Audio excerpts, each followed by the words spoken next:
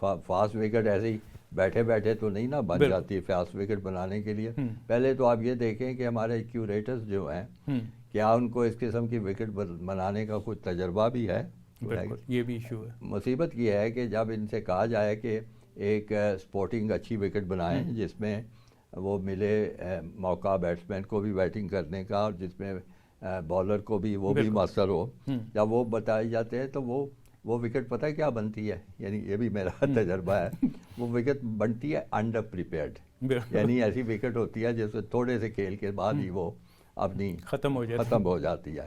وہ ہمارے تصور جو ہے نا ایک سپورٹنگ وکٹ کا وہ انڈر پریپیئرڈ وکٹ کا ہے کہ جس میں کہیں نیچی ہو کہیں اونچی ہو کہیں گیند اوپر نکل کے جا رہا ہو, یہ نہیں ہے. اچھا میں نے سنا کسی زمانے میں, کیونکہ آپ رہے ہیں کرکٹ بورڈ میں, نندی پور کی مٹی خاص طور پہ یوز ہوتی تھی. جی نندی پور کسے مٹی لاتے تھے, کہتے تھے کہ اس میں وہ خاصیت ہے کہ یہ سیٹل رہتی ہے, اکھڑتی نہیں وغیرہ خوبی, لیکن وہ دیکھیں نری مٹی سے بات نہیں بنتی, یہ بڑا ایک آرٹ ہے وکٹوں کا, بیسیکلی سوائل مکینکس.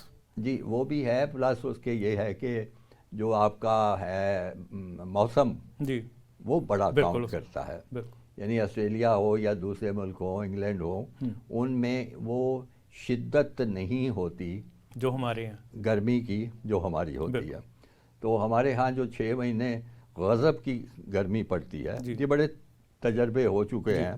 کارلا صاحب جو تھے وہ بڑے ماہر تھے اس شعبے کے. جی بالکل سنا. انہوں نے ایک میرا خیال ہے وہ جو ہے نا کاؤنٹی, اب یاد نہیں, میرا خیال ہے برمنگم والی کاؤنٹی تھی, تو اس کا گراؤنڈ مین بڑا مشہور تھا. انہوں نے گوروں سے ہی بات کی تھی کہ بھائی مجھے چاہیے ایسا بندہ جو آ کے ہماری وکٹیں بھی بنائے اور ہمارے جو وکٹ بنانے والے ہیں کیوریٹرز وغیرہ ان کی تربیت بھی کرے.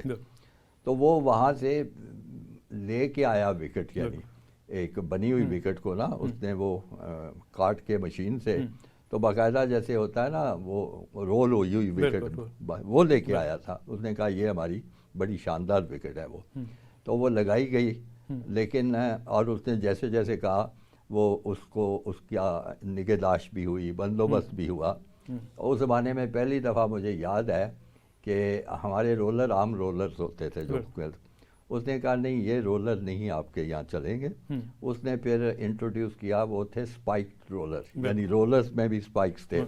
وہ تقریباً 5-6 انچ جو تھے وہ اندر چھوٹا چھوٹا سوراخ کرتے تھے واٹرنگ تاکہ اس نے کہا کہ اس طرح جب واٹرنگ ہوگی اور وکٹ میں نمی رہے گی تو وہ وکٹ ہوگی جو آپ کی آئیڈیل وکٹ ہوگی.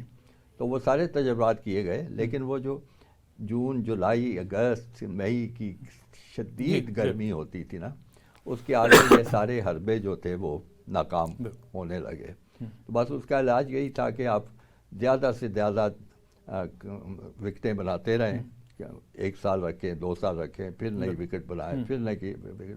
تو یہ ساری چیزیں وہ ہیں جو کرکٹ کے ماہرین ہیں جن کو ان چیزوں کا پتہ ہے. اب آپ اگر کرکٹ بورڈ کا انتظام ایسے لوگوں کو دے دیں جن کو ان چیزوں کی سمجھ ہی نہیں ہے تو پھر وہ چیزیں نہیں ہو سکیں گی. یہ ہماری بڑی بدقسمتی کی بات ہے. بالکل آپ نے صحیح کہا.